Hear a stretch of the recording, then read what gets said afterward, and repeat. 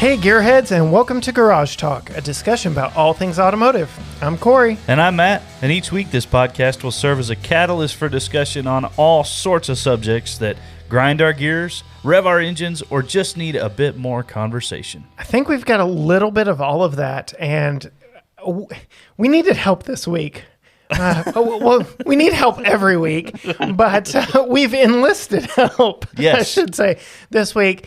We've invited back some of our favorite guests from a very good episode ways back from just after the Auto Roundup this past spring, and that's our friends, the Rop Brothers from Brake Check Show. And why don't y'all say hey, guys? How's it going? Hey. Well, it's going to be a long night, isn't it? Well, I mean, to be fair, I probably should introduce ourselves. I'm Craig, and I mean, you did say hey, and Brian followed through, so Nailed it. So I did. You just follow instructions I'll very be well. honest. The signal dropped for about 30 seconds there, and you said, might as well introduce yourself. And I said, hey. So, well, You know- that makes We're there. that makes way more sense because normally Brian is not that good at following directions Uh-oh. exactly. So Uh-oh. Oh boy, what'd here you we say, go. Craig? Sibling rivalry sorry, breaking starting already. So I think this is just a perfect segue into the episode because both Matt and I were in the process of listening to y'all's latest episode. And we're talking about technology right now and how it doesn't seem to work. And one of y'all's last press rigs was very much on my good friend Matt's checklist. I built one today. Very little technology involved. And I knew when y'all were going on about how little it had in it, Yep. I was like, Matt's going to be all over this one. Yep. So why don't you catch our listeners up on just a little bit of what y'all talked about in your latest episode? all right, Craig, take it. This was, I want you to elaborate on how it was a king in your little work town. That's pretty important here. yeah, for those that haven't listened to that episode, thank y'all for listening because y'all have one of maybe 10, something like that, 5. Hey, we'll take it. That's 20% of the audience right there. But yeah, for those that missed it, which is probably everybody, it's a very well. Basically, that truck should be wearing a cape, and so what the truck that we're talking about, a camo cape. Yes. Well, of camo course. cape. Yes. So some people see it, some people don't. The key is, here's the truck we're talking about. It's a 2021, and Brian, help me out here again. I'll probably need help Okay, again. I'll give you the title. You take it from there. 2021 Chevy Silverado, custom, not the LT, custom, Right. Z71, Trail Boss.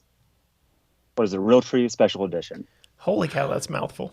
Yeah. Yeah. So again, you see why I can't keep up with it. But it's basically and we'll get into the details here in a minute, but it's a stripped work truck. Right. It's a custom. It's not the upgraded trim. Right. It doesn't have a lot of features. Doesn't have a lot of options. Again, Brian can go through all the things it doesn't have because I can't keep up with it. But it had camo on the camo stickers on the That's end all of it takes, man. That's all it takes. And Realtree timber camo for those that care about camo. Yep. And I thought it was Mossy Oak the whole time. It was Get it right, man. unbelievable how it was such a hit in the small little town I work in, which is I got more people asking me about that vehicle, basically a stripped lifted truck that stickers for about $48,000 than the new Chevrolet Corvette in Sebring orange, which is incredible to me. So, Right. Anyway. Right. Yeah.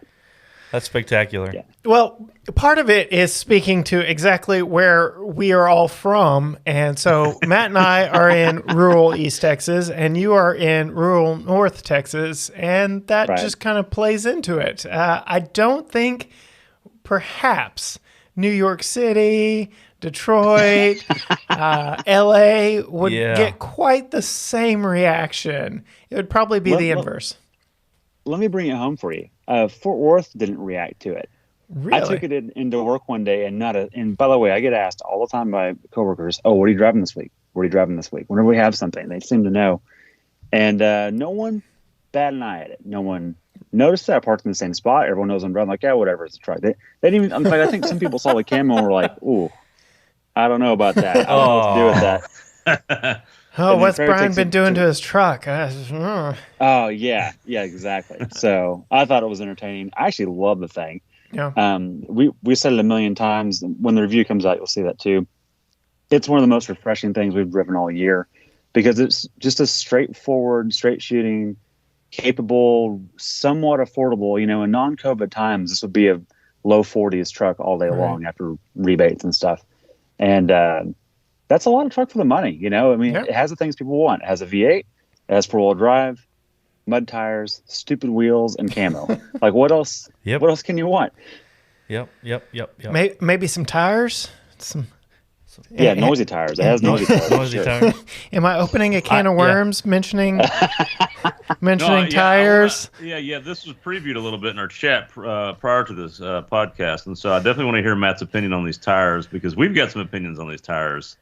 I Right. think perhaps the three of y'all are the only ones. So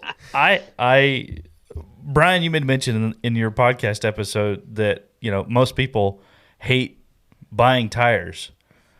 Totally. I love it.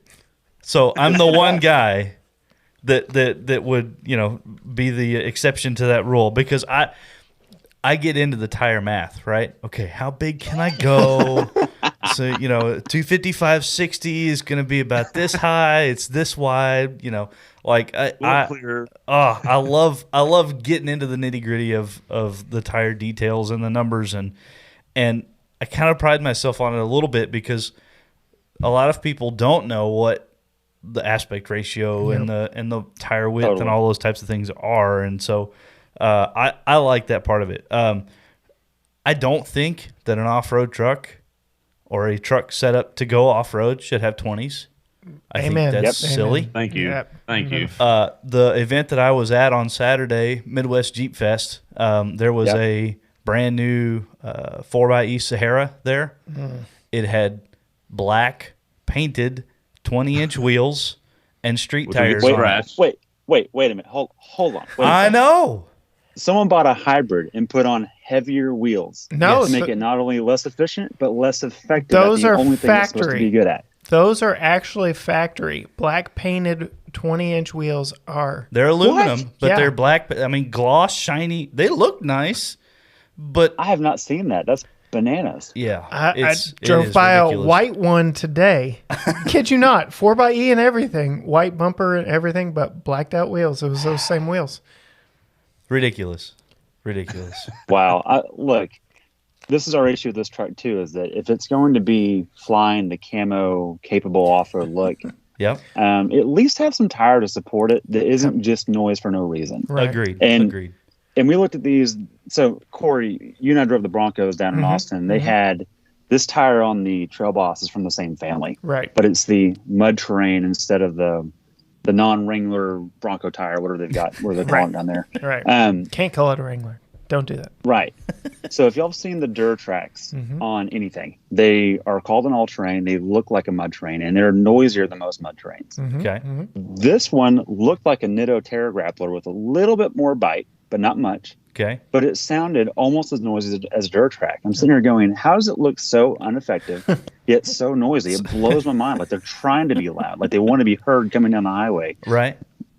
Yeah. Not acceptable. Sorry. No, And- I would agree. You talked about pre-COVID times or non-COVID times that this would be a low 40s truck. I kid you not, like all the dealerships around here, when they actually had inventory of the Trail Boss or the GMC version, the AT4, every single one that was on the lot had the 20s. Like Yeah. all the Oh, yeah. dealers around here ordered the 20s because they think or they know that the 20s will sell. And I'm like, give me the 18s all day long because it's a better tire, more sidewall. And like you said, I'm probably swapping them out anyway. But Well, yeah. still, it's Right, the proper right. amount of sidewall.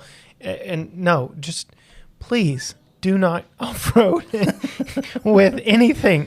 18's Yeah, you're even gonna pushing shoot a it. wheel Like, up. come on. Yeah. Come on. Well, man. you know, and that's what's so funny about this truck in general is as much as every single part we like to make fun of, whether it's the 20-inch rims or the camo or the fact that it doesn't have any features, we keep just tearing it up for it. But in the end, as evidence of what happened to me when I went to work in a really small town out in almost West Texas. They ate it up. So like Chevy knows what they're doing. Yeah. They're people the who market. want a truck. They don't care about the features. They want to look like $1 million, and that's what it is. It looks like $1 million, whether it is or not. It looks like it, and so they hit the nail on the target. I mean, they nailed it. So I'm not going to lie. So I had an '07 when they were brand new, and I made sure to get leather seats and the bucket seats and all that because, reasons. And now at my life stage, I'm like, give me the cloth seats. Give me the front bench seat, which I know that one had as well. Yep. And, Which just is give me awesome. a truck for crying out loud. Matt and I are scheduled to get, it's almost sacrilege to say this, but the Cowboy Cadillac of F-150s, the King Ranch edition, is going to be heading our way very soon. And Yes. I'm going to love it, but I'm also going to be thinking to myself, no, like just give me a stripped down cloth seats, bench seat. Give me a truck. For crying out loud. Oh yeah. yeah. Well, And that's what's so nice about this one is that someone at GM said not everyone wants a $70,000 demo truck. yes. This is the first truck we've had under 65-ish, from a dealer or otherwise. They're so expensive now. So that is the nice part. And back to your point a minute ago about the Craig, them hitting the market. Look, this truck, and I didn't really put this clearly in our review, but my total take on this is that this truck is not actually meant to be an off-roader. This is the truck that people want to be seen in. Yeah. In fact, it's exactly what people want. They want the 20s, even though it's worse. Right. They want the noisy tires. Maybe they want to be heard. I don't know. Maybe they think that's a good thing. But these are the things that people really want. They want this image, and it does that in spades, and actually gets incredible gas mileage. When I was locking the Cruise, I was getting 21 out of it, which is bonkers. Wow. And I'm sorry, look, as I'm generally a Ford person, I've been there a lot in my time. Credit here, the EcoBoost doesn't do that. It just doesn't do that. As good as it is, Yeah. it doesn't do that. I would call this the foreman's truck, right? Everybody on the crew gets the stripped down base version, and the foreman gets to pick the one that's upgraded a little bit and has the nicer wheels and tires and that kind of thing. And everybody knows when the foreman shows up. That's this truck, right? Well, this time they can't see him because it's camo. But maybe that's the trick. Blends into everything No, else. that's a good way to put it. It's funny you talked about people don't go off road. You're absolutely right. So I've got somebody I work with, our sales manager for our company. He, I hope he listens to this. I'll call him out on it, but he won't be surprised. So he previously had a Toyota Tundra TRD Pro. Okay. And he had it for a couple of years, and he kind of switches out every 2 years. And it was time for him to switch out, and he was thinking about the Trail Boss, things like that. He was like, man, what do you think? What should I get? Because he watches our stuff. And I was like, well, how many times have you taken your Tundra off-road? He goes, I think once. I was like, okay. On accident. Did you need four-wheel drive when you took it? He goes, no, not really. And I was like, okay, well, why don't you just get maybe a two-wheel drive truck that is really just what you need? And, well, guess what he ended up in? A Trail Boss, which is hilarious, too, because when he comes out and our owner comes out, I'm like, man, you better be careful with that Trail Boss sticker because the real boss is here. Maybe you need to get like a ranch hand or a Camp Chef sticker instead of Trail Boss. I don't know, but pretty funny. And he still hasn't taken it off-road once since he's had it. So. Yeah. Oh, my goodness. So it's funny that you mentioned, people know what we do and all that stuff because people that I've had interactions with at my previous job have started reaching out to me through various social media, and they're like, look, I know what you do now. Here's what I'm thinking. And literally had the conversation about, I want something with the off-road look. I'll probably never do it, but at least she was honest about it. She just wanted the look. And so she was wanting AT4 or Trail Boss or something TRD Pro and something full size. And I'm like, okay, look, have you considered the 4Runner? Because Matt and I have done the 4Runner and we loved it. Or if it has to be a truck, get a Taco because it's the benchmark for a reason. And it's essentially the same thing as a 4Runner with the bed. So I don't know what she ended up landing on. I also swayed her away from purchasing anything right now because you're not getting those incentives. You're not getting discounts. You're paying sticker if you're lucky. And it's just a crazy market right now. But yeah, so, it's what people Corey, want. I'm glad you brought this up. People ask you recommendations on vehicles, which is always entertaining because I'm curious how it goes for you, because here's how it goes for me. Number one, when someone asks me what they want, correct me if I'm wrong here, they already know what they want, right? Yeah. Right. Yes. Yeah. Number two, my answer is, I don't know what y'all's answer is, but my answer has turned into this. I always just ask them, well, what do you want? And then they invariably tell me what they're wanting anyways. And I'm like, and they go, what do you think? And I go, I think that's a great car. Go get it. The only thing I'll ever add is, hey, you might try out this competitor or that competitor and just put your butt in the seat, Yep. because the That's steering the wheel key. may not go exactly where you want it. The seat might not go where you want it. Other than that, they're all good cars. Just get one. Yep. Get the one you like. I think I am navigating toward. I'm inching ever closer towards that because I am realizing people have asked me for years. You know, we've been into cars for 20 plus years, each of us, and so I've gotten this question a lot, as I'm sure y'all have, and. Yes, I am absolutely gravitating towards that basic answer because I am seeing more and more. They're already set in their ways. They already have a darn good idea of what it is they're going to spend their money on. They just need affirmation that they're making the right choice from somebody People in really, the know, you just nailed it. People just want you to confirm they already are thinking half the time. which I'm okay And- with. Like, Yeah. And now thankfully, that it's I've hard to gotten find junk. there. Yeah. Right. So, Yeah. I will say this, though. I mean, you talked about 20 years ago. You've been getting this question for 20 years. 20 years ago, I would not have recommended a Kia or a Hyundai. same. But that's completely different now. And now that's kind of not a problem anymore. Yep. One of our, I'm going to preview one of our upcoming podcast topics. I haven't even talked to Brian about this yet, but the Malaise Exclusive. era. And which Malaise era was the worst? Was it the mid 2000s, the late 70s? What's worse? Because y'all about the same age as us. We missed the late 70s, thank goodness. But the mid 2000s were just some brutal times to me. I think there's some the cars were just boring. Yeah. And they weren't the best quality. They're in this weird transition. I don't know. That's a topic we'll be hashing out soon. But All right. So, that's not a problem anymore. And so now I just recommend anything. I don't want to completely step on your toes, and we can move on so that we don't. But I do want to say, like, I was finishing I graduated high school in 2005, so mid 2000s is a very pivotal time for my love of vehicles.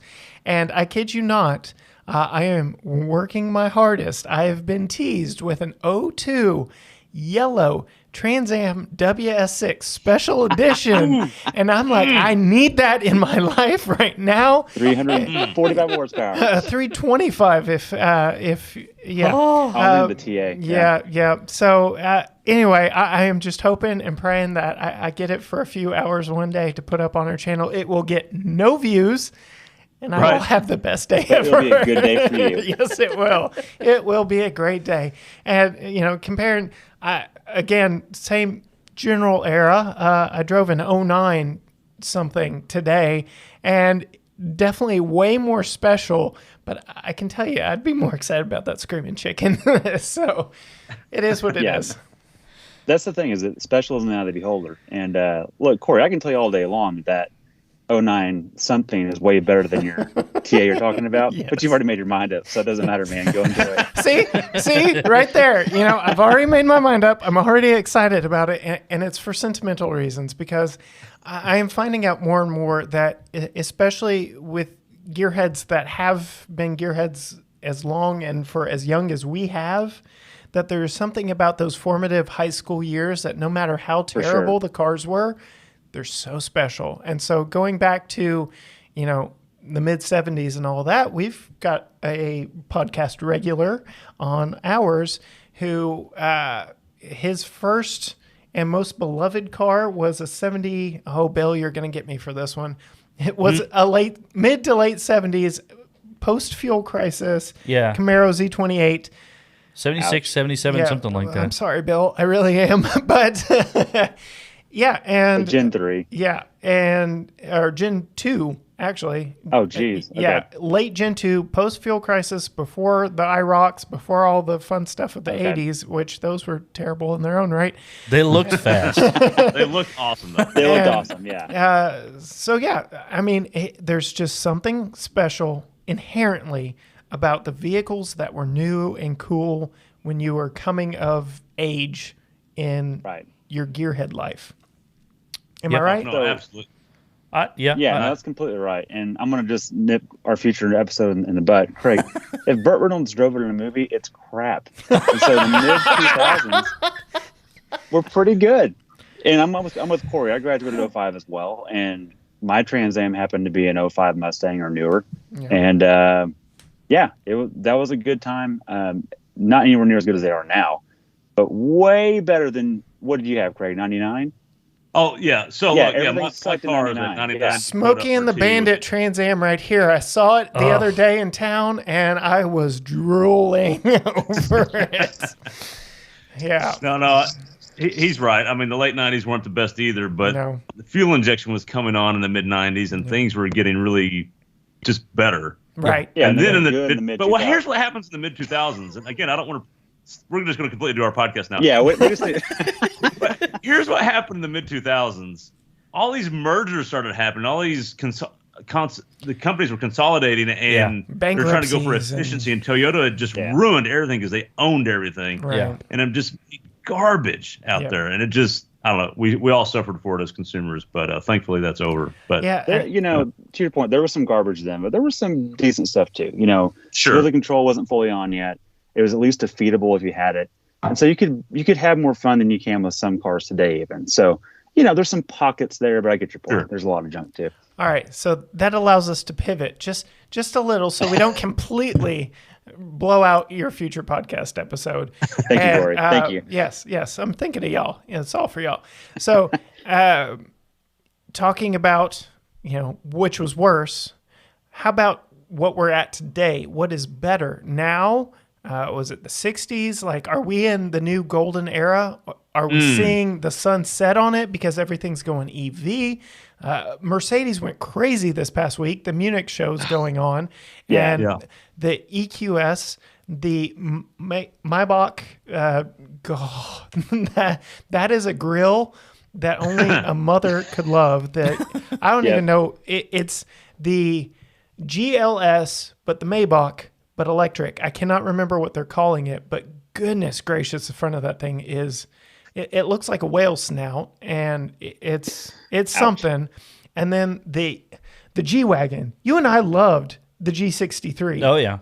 With the V8 bi-turbo. Yes. And all the noises and sounds and feelings that it gave Side pipes. Yeah. And now they've got the EQG, which sounds terrible, and it pulls up weird things when you Google it. Don't recommend it. And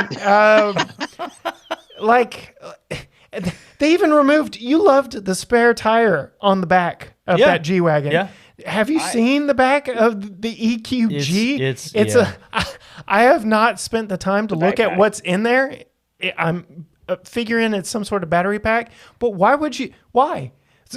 Why mess with the iconic design? Why make it look They're being too cute. Yeah. Yeah, thank you, Craig. I agree. So it's never going to get a flat? Like, it's impervious to needing a spare tire back there? Like, anyway. Look, I saw your meme you made today, which I thought was hysterical. It was absolutely brilliant. My first thought was, I'm guessing run flats, 1, and 2, that better be a range extender. If that stupid thing is going to be on the back there, it better not be just a fanny pack. There better be some juice in there. Sure. Or at least a gas generator to charge it back up like everyone else seems to be doing. Yeah. No, it's one of those, it's the new age space saver spare. So it starts out square, and when you fill it up, it ends up round. It's like a vet steering wheel, except the vet steering wheel works. Yeah. All right, so I got us way off topic there on my little soapbox. But so, which is better, the 60s heyday, which I still hold to this day. My favorite car all time is 69 Camaro, and I understand that compared to today's Camaros, like it can't turn, it can't accelerate, it can't do all that. But what's better, the 60s heyday, or are we in it now, or are we seeing a sunset? What are y'all's thoughts on that? Craig, you can go first on this one. I've got plenty of opinions. You go first. Yeah. Oh boy. We grew up hearing our dad talk about the late 60s and the pre-fuel crisis cars, right? The pre-smog control cars. And we heard all these unbelievable stories about 4-barrel carburetors and triple deuces and dual quads. Just all this fun stuff. And we had those cars. Dad would drive them around with us, and we would hear those barrels open up on the carburetors. And it was the early version of VTEC. I mean, it's the same thing we got going on now. It's not any different. But I would say, like, those cars are amazing. Yes. Here's what I would, but those cars also had bad tires, so that era had bad tires. Oh, here we go If that again. era had, here we go. We're back There we to go, tires again. It's everything. If that era had real tires, it would be neat to see what they actually did. And of course, I guess you could put good tires on them now and see what they do. But I think we're in the midst of the golden era right now. Yep. Cars are making crazy horsepower. Absolutely. Family cars are making 300 horsepower that should not be making 300 horsepower. It's insane. Cars never did that. Brian and I used to really talk about in the early 90s, we would the Dodge Spirit RT Turbo, Yeah. the Ford Taurus show, Yeah. and how amazing those cars were. Because their 0 to 60 times were like high sevens. Yeah. Like, Yeah. really? Yeah. Like Or that's high the Honda sixes, Accord does. The base Honda Accord will do that now. I mean, Yeah. it's ridiculous. So I don't know. I think we're in the golden era. Yeah, I want to agree with that because, look, thank God for the 60s because Dad grew up in that, and hearing Dad talk about that is what got me into cars in particular. And I look back on those cars now and I go, man, those sucked. Like, if you drive anything carbureted today, you go, these were terrible. You know, like, they were Yes. great for 1/4 mile run until they heat soaked and they vapor locked and wouldn't start and all those other things. And look, results may vary from car to car, day to day, region to region, because the carburetor has to be changed every 3 or 4 times, or at least the jets need to be adjusted. And look, I've had carbureted cars, I've had several. There's a reason why I don't plan on going back to that. They're terrible. So that being said, tires also sucked back then too. You had things like Hemis that were clearly underrated. Ford had the 429 that did this. GM had their SSs as well that played that game too. That was Z28 with that 302. Yeah, and it's just, you can play this game all day long, but the tires still, like a V6 Mustang hangs with most of those today. Right. In the real world. It just does. And so, look, we're in it right now. You can't buy something slow based on the standards our parents grew up with or Right. what we grew up with as little kids. And so even Nelly Cruz will hang with most of that crap. So that's something to think about, right? He's So- driven it, and you gotta get in that power band, Matt. You gotta get in the power I'm band. still looking for the power band. Yeah. So getting back into Nelly Cruz after my 09 something earlier today. Again, I keep going back. You sent it to me, and it rings true in my head every time I get back in my car. The Baymax. I am not fast. Bless her heart. She tries. She makes a lot of noise sometimes. Again, if you're in high RPMs, but if you're in low RPMs, she does nothing. Hey, Absolutely. man, sensation counts for something, right? Yes, sure. It you are absolutely right. Sensation counts for something, Yeah. and there is none.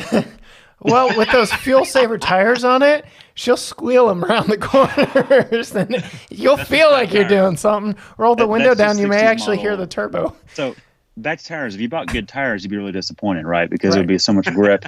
Right. You would just make the turn, and then we're going to wheel spin and go, oh, there is no power. Yeah. That's the It's challenge, just right? Just a boring little car. Why, as I knew why do when you think the BRZ came with eco tires? That was on Oh, purpose, yeah. man. Oh, And yeah. it worked. So, Oh, and everybody talked about that when it came out too. Like they loved the fact that it came with these little bitty skinny tires in the back. yeah. Right. Look, I ran that previous Mustang I had for a while. Craig knows drifting, and Craig had it drove for about a month or so.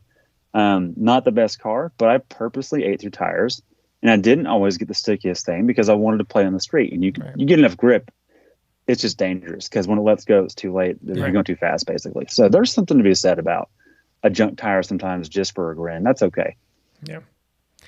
What do y'all think? Are we in the golden era? Yeah.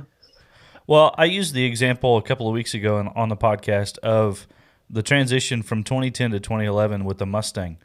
The Howdy, 2010 baby. 4.6 had 325 horsepower, 15. I think. Was it 315? Yeah, 315. And the incoming V6 in 2011 had 305. Yep. Right. Like Right. that's night and day difference. So And it did that without any real competition. Granted, yeah. Camaro was rumored and was churning, and yeah, It was napping. Yeah. Yeah. Yeah. So I mean they knew it was coming. I think we are. I think we're in a sweet spot right now, where you have massive power out of everyday vehicles, but I don't know a part of me. One of my favorite cars is the Viper, Mm-hmm. and it's because it tries to kill you anytime you drive it. Like no Yeah. traction control, no ABS. The feds had to mandate those things in order for the Viper to have those things. Right. So, Right. excessive amounts of power, rear wheel drive, manual transmission, lots of cylinders, lots of power, and turn it loose. I would love to see that same type of setup. I mean, 8.5 liters in a V10 now. Oh my Yeah. goodness!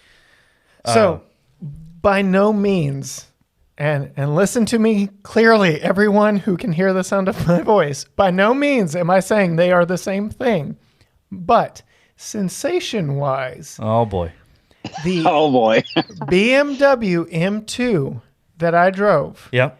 had some similar characteristics.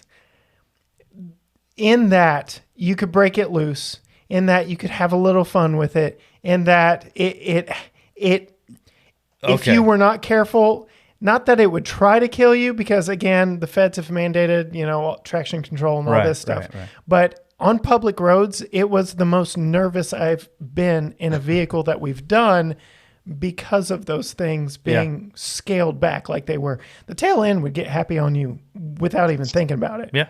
And I'm thinking Hellcats are kind of in that area. Oh, yeah. You had tons of fun Oh, with man. the Charger Hellcat. Yeah. And we were kind of in a controlled environment there. Imagine if we got one that you just hoon around in for a little bit. So, It would be fantastic. yeah. Yeah. There's still some of that out there. And yes, by no means am I comparing that BMW M2. But again, some of the same principles of, just turn you loose and let you have a little bit of fun in it. That thing did. I will say though, to the golden era of the 60s and 70s, I worked with a guy who was street racing at that time, and his dad also owned a machine shop at that time, which is terribly convenient. But he would, during the week, pull the engine out of his car and rebuild it every week Yeah. for nothing. And he would build it in such a way that you could put a ratchet on the end of the crankshaft and just spin it, and it would just, because he wanted it built loose so that it would RPM, Yeah. so that because he knew he was going to be rebuilding it again on Monday. So it didn't matter what the clearances were as long as that thing would spin and go like mad. You can't do that anymore. No. Like the cheapest engine we have now is the 5.3 LS or LQ or whichever variant of it you Right. want. And even Yeah. those are beginning to get scarce and extremely expensive. So, a 250,000 mile motor is $1,500 now. So, Yeah. And it used to be $300. and yeah, exactly. So Yeah. there's something to be said for that era too when it comes to the mechanics of, and maybe that's why I like that era. Right. The- You can just wrench on them. Yeah, the mechanical elements of everything. When we had the Diablo here, looking at all the throttle body linkage and the everything It was mechanical about that 1993 Diablo was 91. 91. You keep getting I it keep off. saying 93. The 1991 Diablo was just everything was manual and raw and Very much so. mechanical, and I loved it. It was right. It was perfect. I want to jump in on your note there, Yeah. Matt. You're talking about how things that was golden because anyone can get a screwdriver and work on it, right? And it was simple back then. I came up in a different time. Our dads worked in that time frame and they wrenched back then, and not every week like your buddy, but as they needed to. Yeah. But I came up in an era when things were, look, Craig said fuel injection was coming along in the 90s. You're right. In the mid 2000s, it was perfected, Yeah. where multi-port was everywhere. Right. LG might have fuel left over, I'm sure, but by and large, most people had multi-port, and it was pretty figured out at that point. Right. And I self-taught on a lot of things then, and learned immediately that there's a computer involved. But at least in the mid 2000s, there weren't a ton of actuators, right? It was like an electric throttle body, and everything else is kind of the same. There were still valves, there were still cams, there were still lifters, and everything else. Sure. Still throttle by wire and Yeah. Yeah. Right. But the difference is you didn't rebuild it every week. You rebuilt it every 10 years.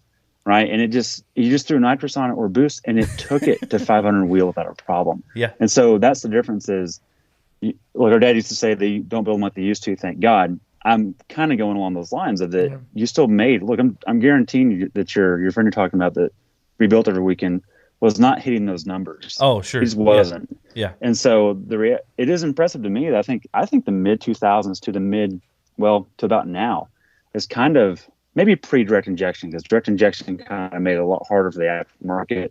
It made it less cost effective. You had to spend a lot more to start messing with direct injection. Yeah. At least in the big power game. But you talk about Coyotes. Look, Justin Pollock in Formula Drift runs an Illuminator motor out of the Ford catalog. Yep. With a Roush blower on it all season long. Plus demo days. Right. And he doesn't tear it down between rounds. He tears it down between seasons. Yeah. It's insane. Yeah. That's impressive. That's a big difference, I think. That kind of lends me to think, okay, so the way we're downplaying even our childhood cars and the 60s golden era, as this new EV era is dawning, whatever that looks like, are we going to be the old stodgy ones that are like, this was the heyday? I don't know about you young idiots with your computers programming and hacking your EVs, and like, can you imagine just sitting down with a computer and opening a vehicle wide up, and there you go, you're good to go, and then you hit a button and it's back in normal mode? And I mean, I don't know. You know what's crazy about that is that, to Matt's point, even in the mid 2000s, you still needed someone to hack the ECU. Right. Yeah. Right. So once you got past carburetors, there was a limitation to the screwdriver. Right. But it wasn't that complicated. Right. We're kind of getting to a territory where we're becoming the old men. Yep. And it won't be VTech, it'll be EV tech at some point. And I don't know what to do with that. Like, and we've hashed this out in a previous episode, I know, but I'm not quite excited yet for EV. I'm not saying it won't be the next best thing. I'm just not. Where's the exhaust sound, man? Like, we all drove that Hellcat last spring. Yep. Like, come on. There's no replacement for displacement, and telling you. it's the Mercedes. It was the same engine in the G-Wagon and the GT. So that's one thing. Mercedes, their naming structure. So we've driven the AMG G63, which is a wagon, G-Wagon, and then the AMG GT63, which is a completely different car with one letter different. Right. And oh my goodness, the sounds that engine made. Yeah. I'm getting goosebumps just thinking about it. It was naughty. I loved that car. If you were just to give me the keys to anything that we've driven and say drive across the country, that one's pretty high up on my list. And kind of leads me into, y'all have driven a lot of stuff. We've driven a lot of stuff. What are some favorite memories that y'all have? I know you've touched on it a little bit with the Silverado Realtree and just the simplicity of it. But what are some other fun memories you have? And we'll go to Matt too on this one, because I've already kind of shared some of mine. Brian, you go first on this one. Oh man, we've driven, since we last talked, we've driven a lot of stuff. I think obviously I'm speed is more my thing than off road or CUV or whatever. There's 3 cars that stand out to me, and they are, by the way, they're cars. And it's the I bet I can Supra. guess. See, I bet it was the Supra, the Mach 1, and Mach 1. One more. There's one more. C8. the Corvette. Would it be the C8. Corvette? No, I'm excluding that. We drove that before we talked last time. It's the Kia K5 Turbo. I knew it. And it gets back to crap tires and plenty of torque. That thing was a hoot. Yeah. It would blow tires off through second and chirp third with a DSG. And it just, let's nerd out on tires. The tread wear was so high on that thing. You would do a burnout and look at it and go, no one did a burnout. It doesn't even burn off at all. They're just like rock hard. So it was a ton of fun. And look, it had a terrible windowless problem, but it was very entertaining to drive. The Supra I liked quite a bit because it was just a freaking freight train. Yeah. It wasn't faster than the C8, but over triple digits, it certainly felt faster. Mm-hmm. And it was one of those cars that it didn't stop pulling until you looked down and went, oh crap, we're on the limiter. Yeah. Again. like for the third time that day. It just did that time and time again. Yeah. And we said this in our last episode, Craig. Out of all those, including the C8, I would get the Mach 1 in a manual because it just kind of balances life the best. And that Tremec we've driven in the Shelby before, it's a great transmission. And that's got to be the 480 horse Coyote is a really good package from the factory, very agreeable, and makes such a good noise. Hard not to like that engine. Even as a diehard Camaro guy, Ford, especially Mustang V8s, have always just had the sound. And Yeah. I can pick them up from miles away. Like if I hear them, I'm like, oh, Right. that's a Mustang. So, Craig? And look, Oh, sorry. Go ahead. No, I was just going to say that to nerd out on Mustangs real quick, Craig and I have argued this for over a decade. The LS is objectively a better motor when Yes. it comes to Yes. a single cam and some headers, and you're going to beat everyone at that time. Yep. Back to your Trans Am, your early to mid 2000s. That's all it took. Mhm. And I was running Mustangs back then, and we did whatever you wanted. It just didn't matter. You had to have boost, but at the end of the day, it still sounded better. The Mustang Yeah. always sounded the Absolutely. best, which doesn't win races, but you had fun. Yeah. Sure got you some cred. Yeah, it was false, but it was cred. Yeah.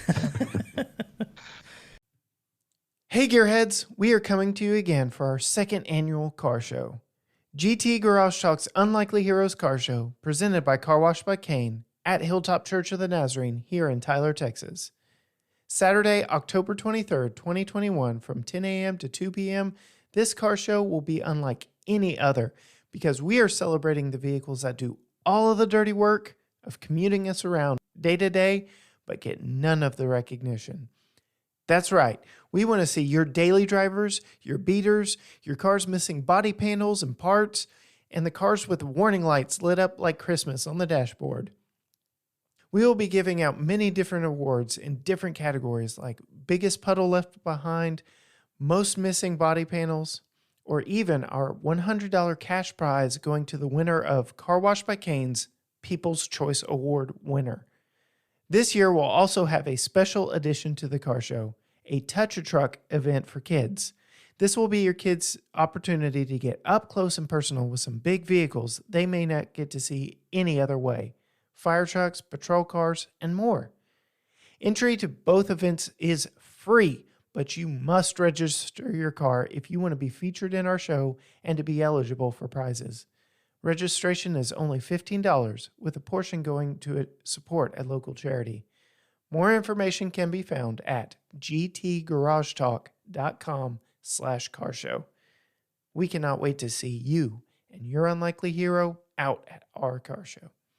I'm going to say the Mazda 3. No, I'm joking. Oh my And on this Ongoing. week's episode, no.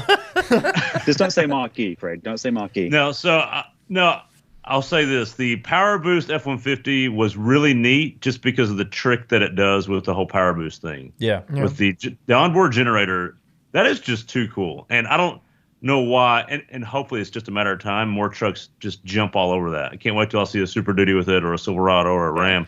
It's just too smart not to have It in a is truck. only It a matter makes of time. sense. Yep. Yes. So I'm Yeah. excited about that Good point. coming. It's just a lot of applications that can be used there for. But I would narrow it down to two cars. The Mach 1 is incredible because it just does, as Brian says, so many different things. Right. does I life. called it the time machine because it was one of those cars. I got so engaged in the driving, which is hard to do in new modern cars these days. The next thing you know, I look down at the clock and I'm like, wait a minute, I'm like 10 minutes ahead of schedule. What happened? And so I'm like, wow, I must have been really carrying some speed, but I was just so into it. I had no clue. But I want to add to the list the Sonata Inline, the K5, the sister to the K5. Okay. Copycat. The Sonata Inline because it did everything and so many things so well. If you wanted to get to work quick, you could put the hammer down and it would do the time machine trick. It handled well because it had better tires than the K5. Yeah. It was comfortable. It was roomy. It didn't beat me up. It You got could go almost 30 incognito miles in a it, gallon too. when I wanted it to. Yeah. This is the golden era. How can a car do all that? Right. It's incredible. And so that was just an impressive car because it checked so many boxes so well. So Yeah. And it's still a proper sedan, right? And it's Yeah. kind of like the Korean SHO if that was still in Yeah. production, but lighter and handled better. But I'm going to go back a step. It felt slower than the K5 just because it gripped so well. Yeah. Now it wasn't slower, Right. but it sure without the tire spin, you're like, oh, back to the sensation. It wasn't as fun to drive, even though I think it felt more refined. Yeah. Mhm. Matt, what's one or two just ones that have stuck in your head? 400 TRD Pro. Yeah? Oh, good. Just because of how simple it is and how well it's done. I know it's a Toyota and Toyota does everything well, but And like they don't change much fast. and they don't change much fast, and that's okay. Like I loved that about that 4Runner. It was simple, it was straightforward, it did everything it was designed to do, and it did it well. It could have used another 2 or 3 gears, though. That 5-speed was sorely lacking. I didn't even mind. Like I'm one that will put the pedal on the floor in most everything that I drive, and I did a time or two in that thing. I even got the rear tires to turn over, a little power braking action. Not but surprised. You got to test it. of but course. the longer that I drove that thing, the less rowdy I drove it because it just felt good to just get in and drive it. Like I loved the way that it kind of lumbered over every little thing that it ran over, and it was easy to park. You could see out of it well. Yep, It was yep, comfortable. I think it's my 3-year-old's one of his favorites as well. Not for any of those things. Are you comparing me to your son? No, I'm not. I'm just There's no saying comparison. that he loved it, not for any of those things, but because it had the pull-out tray in the back, and he fit perfectly. Like he could stand up in the back of it, and his head would just touch the ceiling, and he thought it was so cool to play back there. And we saw some fireworks. We had it over 4th of July, did some tailgating in it, and he absolutely loved it. Yep. So Yep. I have figured out, though, I am ruining him because told him I was going to go pick up a car, different vehicle for shooting one day, and he's seen most of them, and I'll bring him by if he's here and all that good stuff. And told him I was going to go get one. He's like, oh, is it going to be the red one? Because this was after the Mercedes. I said, no, I already turned that one back in. This one will be a black one. And he goes, oh, the one with the doors that go up? Meaning that 1991 Diablo. And I'm like, oh, gosh, he's not even 4, and I've already ruined him. Man, that's a good place to start right there. Yeah. Oh, oof. It's all uphill from here. I don't know what to do. Like, You're going to bring a Kia home, and he'll go, okay, and go back inside. Right. pretty much. I'll be excited to see. We've got some pickups coming. He hasn't really experienced many pickups, and to my detriment on that, I've let him down. So it'll be interesting to see how he handles some of those. We've got some interesting rigs on the horizon for us, and yeah. I'm desperate for a pickup. Yes, he is. I have been pickup-less since September of last year. We've got And 3 on very, very close radar. So Can't get here soon enough. yeah, I would second that. And we're going to put some miles on Yeah. all of them. Yep. So, yeah. What about y'all? Matt, What are this is- y'all excited about? What do y'all got coming without Man, spilling too much? Tell you right now, I want to inverse Matt once I get on here. I'm jealous that y'all have had cars that long because I sold my Mustang about September of last year. I've been stuck in trucks ever since. I'm like, we get a press truck come through. I'm like, oh great, this is awesome, but I get a little let down. I want more cars, and guess what? The press fleets are full of trucks, which is great because they always do better on views. But which is good for us. But man, it's nice to get a good manual every once in a while. I gotta say, you guys have got that figured out. I'm manualist right now. Boy, is that a weird sensation. Well, Yeah. even the vehicles that I've wanted a manual transmission in, they've all been automatics, and it's just it's kind of depressing. Same here. in that regard. And even press fleets are few and far between because it's a skill that not many people have. You know what I saw the other day? A TRD Pro Tacoma with a manual transmission. Yeah. Yes. Yeah, there it is. Thank you, Toyota. Top of the line trim and a manual. I love it. It's Yep. perfect. Probably never deserve find some out credit again. I for know. that. Somebody special ordered that one. So Well, and that's one of those trucks that you should get because it's not going to be around much longer. It's Oh, just not. Yeah. No. So, Well- segueing into the final segment from trucks and the drought that we've had over here and Right. the surplus that y'all have had over there, all four of us have an event coming out very soon that cannot get here soon enough, and that is the Texas Auto Writers Association Fall Truck Rodeo. And last year was my first rodeo. Brian, I believe it was your first rodeo. Yep. Craig and Was. Matt, y'all weren't able to make it, and this year, my golly, y'all better be there. It's just, I cannot wait for it to be here. GM is actually going to be involved this year. They sat last Yeah. year out, so I'm excited. They've got some stuff. Maybe that camo super truck will make an appearance. We know it's in the fleet in this area, but what are y'all excited about with this rodeo coming up? And preview some predictions maybe, and we can do a follow-up afterwards. So Ooh. first off, I predict, Matt, you and I are going to hear from Corey and Brian. Hey, this ain't our first rodeo, and that's not going to be funny. But At least Well, 20 yeah. times, at least. It won't Yeah. be for you guys, but for us, it'll be factual. So it means it's yeah. right. But I predict, or I hope to see a 02 from the Silverado 02. We won't, That would but I be hope we exciting. do. We won't, but I would that would be so also- nice. And this is probably too early for it to appear, but man, I can't wait to see the Raptor R or whatever the heck that's supposed to be. Yep. So Man, Yeah. he has That- got that won't- champagne taste right here. Wow. So, Ford has already said they're not going to make it because of COVID, obviously. Right. Which is a real bummer because the Gen 3 Raptors are rolling out now, and that looks like, Yeah. dude. Stellantis will bring the T-Rex again. Yep. And As the a- Wagoneer and the Grand Wagoneer Right. and the Grand Cherokee L and every Wrangler Gladiator under the sun. Yep. Which I'm not complaining. I'm not complaining. No. All right, I'm going to make a prediction real quick. Stellantis will win everything, Yeah. just about, because they showed up. And, man, actually, I think the fiercest competition, because I think Ram will probably win the truck stuff by Right. and large. Right. The way that the rodeo is structured, it's not like one person wins everything. Right. But I think by and large, the Ram between the T-Rex and the EcoDiesel and those different things will do quite well. I'm worried about the Cadillac, Tahoe, Yukon versus Grand Wagoneer segment. Yeah. I wonder what's going to happen there.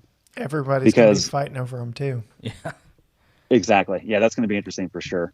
Luckily, this year is going to be a little bit stretched out format where we've Yep. got more time in the cars. Yep. And it's kind of a 2.5 day schedule. Yep. But I don't know. We'll see. I think GM's going to show up, and that's going to mess up the Stellantis mojo a little bit compared to last year. Mhm. But I think the Grand Wagoneer, or at least the Wagoneer, I want the Wagoneer on that trail. The Grand Wagoneer is too much wheel again, not enough tire Mhm. for that trail. But man, I'm curious to see how it does. Matt, what about you? Rigs that I hope will be there. Camo The- Trail Boss. I mean, he's got Yes. the B&P pulled up on his phone right now. so- I do. No, the new Tundra, whatever gonna it be is, Yeah. Oh, which we Yeah. probably won't see, but Yep. it's worth hoping. that would be awesome. We'll probably We'll see see at it least in. another teaser photo. Yeah, we'll see it in LA. It'll be I'm sure. it'll be another feature that's been out for 10 years. Right. Okay. Yeah. Okay. And the other hope is also from Toyota Land Cruiser. Yep. Yep. Oof. With the new Tundra coming out, I have this sneaking suspicion they're going to bring back the Land Cruiser. And Right. Yeah. But probably not. with every other, I know it doesn't make sense yet, but I think Well, you might see it as the Lexus version. okay, Right. yeah. Right. Oh, Okay. yeah. My hope though is, and I've said this to Corey in the past, why haven't they made a long version of either the Land Cruiser or the Sequoia? Is it because they don't work in the Japanese market, or Well, the Sequoia just doesn't sell. So- It just Yeah. does not sell. Well, the Sequoia is already pretty freaking long, isn't it? Like compared to the Land Cruiser in terms of wheelbase. God, that Isn't thing it already is, the long one? that thing is massive. Have It y'all is- been in one? Like, Yeah. Oh it's yeah, like a they're spaceship. massive. Well, I mean, they have huge width overall, but for a third row SUV, there's not much room behind that third. And I say I this didn't realize because that. we have been in the market for and actually just purchased a third row SUV, the long version. We got the Lincoln Navigator L, and Ooh, good move. you haven't heard all the details yet. Uh-oh. It's a 2011 with the 3-valve 5.4. He's What's a wrong with glutton, that, man? He is a glutton for punishment. He was tearing apart his F-150 5.4 Yeah. frequently, Yeah. and he just went back to He's it. used to it then. Yeah. Yeah, he's right at home. That's kind of my thing. But Hey, I've got Anyway. a cam tool for that if you need it, by the way. I've been there too. so I think a long Sequoia or Land Cruiser, make it the Land Cruiser because they're both truck based, but it just makes more sense. But with the Grand Wagoneer, with the Navigator L, the Expedition Max, all these big the GMCs Yeah. and Yukon, all that stuff. Why Suburbans, not Yeah. have an import that is a mile long for all of us Americans that like rigs that are way too big? I mean, Toyota is Texas based now, so anything can happen. Maybe. Hey, while Yeah. you mentioned that, Craig and I discovered something on the All American Camo Chevy. Yeah. It's made in Mexico, by the way. Yep. They have Whereas the a Tundra's made in San Antonio. uh-huh. So Chevy's got 3 plants that makes the Silverado. I know because my 07 came from Canada, so they've got one in Canada, Hey, one in America, and one down in Mexico. And That's okay, hey, they're All right. diversified. I get it. yes, so all right. So my I don't want to say predictions. I don't want to say hopes. My thoughts on this year's truck rodeo, having only gone to one, but also seeing what showed up at the auto roundup in the spring, is I really, knowing GM's going to be there, want to see that 3-liter Duramax in something there. Suburban. Because I bet you do. I bet you because you last might not. year, They're not making any more the rest of this year. yeah. Oh wow. So that's why I wonder.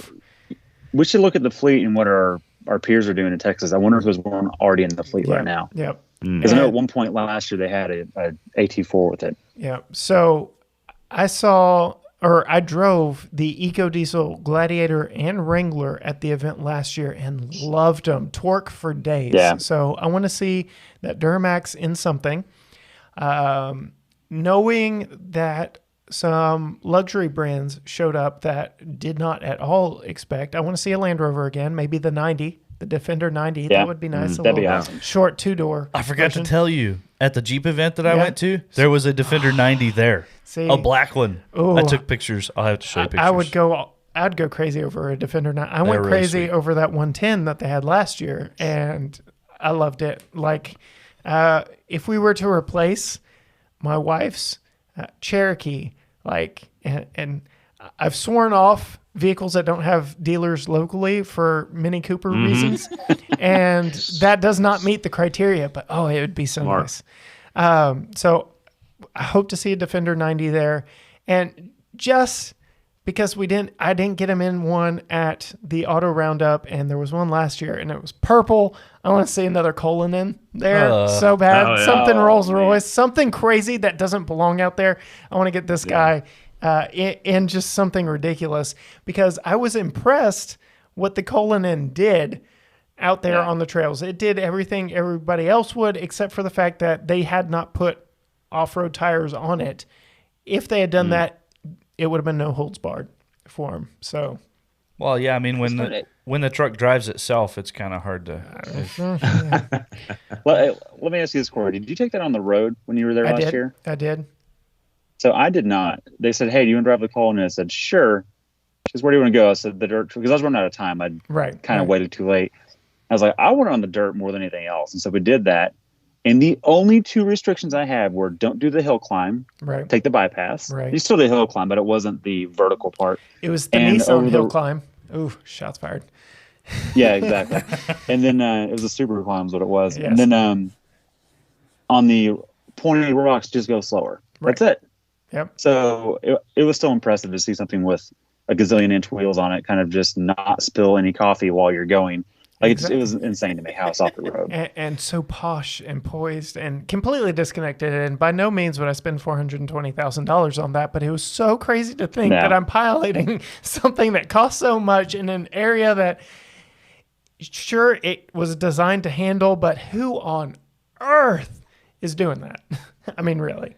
And that one had been around the nation. Autojournalist. Yes, that one had been around the nation. I had seen that one on many a YouTube channel by this point, and so it was at the last leg of its press journey. And so I'm sure that's Yeah. why we were allowed to do what we did for more reasons than showing off. But Right. so, all that to say, we all expect quite an event. I hope at least 2, maybe not 3 of y'all don't have your expectations dashed, because I don't expect to see a new Tundra. I don't expect to see a Raptor R. I don't expect to see Yeah.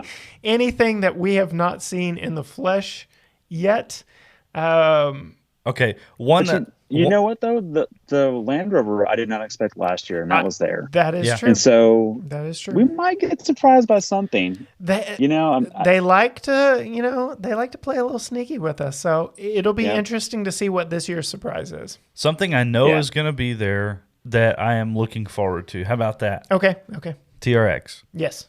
Yes. Oh, yeah. I fully expect. Now that I've They driven brought the, 2 the last Durango year. Hellcat, now that I've driven the Jeep red eye wide Chacal. body, like, yeah, I want to see what 702 horsepower feels like in a truck that weighs way too much and costs Right. way too much, and see what it Look, does in the dirt. it's bananas. Getting on pavement is just as fun. Yeah, It's the only vehicle that I've, as our brake check outlet, only car we've tested that will do 4-wheel burnouts. Like it'll launch and smoke the front tires. And it's just, I had to play the footage back to see it. It's there. Yeah. It's insane. It's totally bonkers. Did you Again, the drive tires aren't that great. the for Durango? pavement, so Well, there you go. I was Yeah. going to say, did you drive the Durango at all at either event? I did, and it gripped so well it wasn't as fun. Yep. Yeah. I could get chirps out of all 4, but you could Right. tell. Well, it was more than a chirp. It was a full on skirt. But That's scratch. Yeah.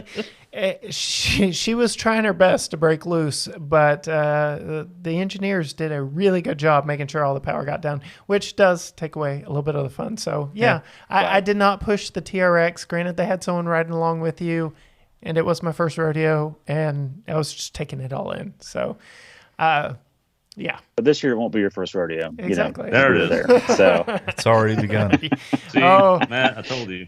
So we are going to pack all our podcast stuff up and go on the road, on location. We did so at the Auto Roundup. I Right. would very much like to sit down with y'all in the hotel lobby and do kind of a summary after day 1, because it's a day and a half event. We'll be there 2 nights, but the event is all day Monday, half a day Tuesday. So it'll be fun to compare notes after we've been out there on the trails, on the road a little bit, and kind of pick each other's brains a little bit more and do a follow-up. I mean, we can always do like we're doing tonight and phone in remotely, Yeah, but remote in. it would be It'll be much more more fun fun there. to get yeah, your that'll be- opinions that'll be a blast. firsthand. So while we're signing off, why don't you tell our listeners where they can find you, and we'll point everybody your way to check out some of y'all's stuff too. Craig should know this by now. I think you have it, Craig. No, see, so Brian changes it all the time, and Brian likes to. These aren't listeners, Corey. I don't know if you knew this, but on podcasts you have viewers. Oh, we've been doing He it likes to wrong. go- Craig, you messed it up again. I'll handle it for you. Guys, thanks for watching. Check us out on BrakeCheckShow.com.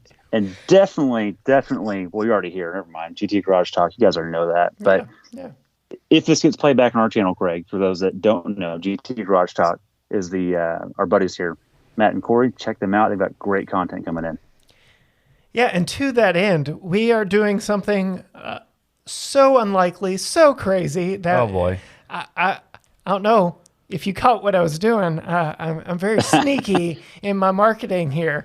So we would like to formally invite both of y'all out to our 2nd annual Yes. GT Garage Talks Unlikely Heroes Car Show, presented by Car Wash by Kane at Hilltop Church of the Nazarene. You want to talk about a mouthful? Good I've grief. got that one Jeez down Louise. pat. So Just come As to far our as I car know, you show. nailed it.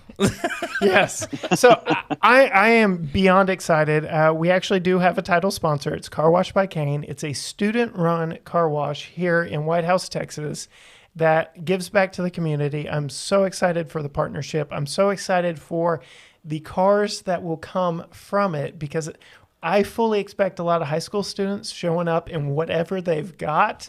And it is going to That'll be be cool. Yeah. a fun show this year, above and beyond. We're going bigger and better than we did last year. 75 cars. I'm going to say it again. Yep. 75 cars. That's how many I want there. We're going to have a touch a truck event. We've already got a fire truck. Yep. We've got an ambulance.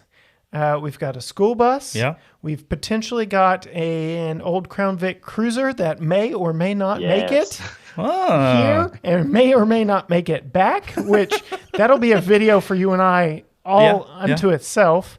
That's a show winner already. I can tell Right. it now. Yeah, right. yeah. There may be 271 for life. maybe a helicopter there. Like, who knows what kind of craziness we're going to have be. at our Toucher truck alongside our Unlikely Heroes car show. So consider yourselves formally invited Saturday, October 23rd from 10 a.m. to 2 p.m. We'll Yes. have food, we'll have drinks, we'll have fun, stuff for the whole family, bounce house live music. All kinds of good stuff. Yeah, it's going to be fun. That's awesome. Y'all That's won't want to awesome. miss it. Well, I hope we can make that. And I've got one question regarding the event. Okay? If we bring a hybrid or a minivan, can we get in the show? Absolutely, Yes. you can. Yes. Okay. All right. Are y'all going It to really is have a melting pot. a press vehicle hybrid or a minivan at that point? Hopefully, we'll have a hybrid minivan. Ooh, Yeah, not Ooh. planned, but I may have to work that out. yeah. That would be Okay. Just to amazing. get Yeah. worse than show. Yeah. My God. Yeah. Yeah. Oof. I keep going back to Frankentruck that we had last year. It was at least 7 different trucks put into one It was amazing. operational vehicle. The Absolutely amazing. Gear selector was a chain link chain that he had welded with a wrench on top Yep. that went all the way up to the ceiling. I don't know if how much you looked Practical. around inside of it, but The cab was a crew cab from 2 different trucks that was off of a 1-ton. It was on a 1/2-ton chassis with a 3/4-ton rear end. Like it was wild, but it was perfect. Everything about it was perfect. my only regret is we did not get more pictures of it because it would be the poster child for this year's and promoting this year's. Yeah, So, very much looking forward to it. Hope y'all can make it. And yeah, absolutely put in a hybrid or a minivan or both or a combination. I mean, If we get one, I'll make Craig drive it there. we That's had the moral of everything it. from a Lamborghini Gallardo to Frankentruck Yeah. and everything in between. Everything in My between. dad's 03 Civic sedan with a 5-speed manual was there. So Oh, that Yep. counts. yeah. Yep. So we had a lot of good stuff. It was and good. It was fun. And like we said, bigger and better this year. It's gonna be a blast. And I had to say a huge thanks to our title sponsor, Car Wash by Kane. I went out and took some pictures at their car wash today in that 09 something. I almost said what it was. That 09 something. So if you want to find out, go to our We can tell 'em, I Instagram mean. at GT Garage Talk. Yeah, I mean, they've listened this far. We're over an hour in. It was an 09 Audi R8 V8. It was spectacular. With an Was automatic. it Yeah. electronic? It was an automatic, 6-speed automatic. Oh, that was man. that was like I said, all the vehicles that I've been really amped up to get. That was like their fatal flaw was the transmission. So that M2 also automatic, and I was like, it was so much better if I could row my own. That Yeah. Trans Am, that was my first question. Is that Automatic. a 480? Yeah, and they were bad. Just By the Oh. way, the Trail Boss shares a lot with that transmission still. So yes.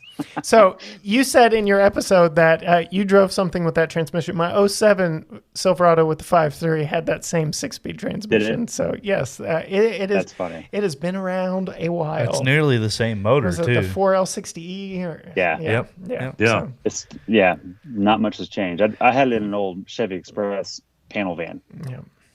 same trans. Yeah, So, buddy. It's crazy. We could honestly talk with y'all all night, and if I did not intentionally wrap this one up, we probably would, Yeah. because there's so much Yeah. we didn't cover, but we all have families we have to get back to. So we thank you so much for coming on with us this week. We cannot wait to catch up with y'all in person at the rodeo and follow up with some of these predictions, hopes, dreams, grand wishes for what we might see at the rodeo this year. They said it before, but I'll say it again. BrakeCheckShow.com is where you can find everything for them.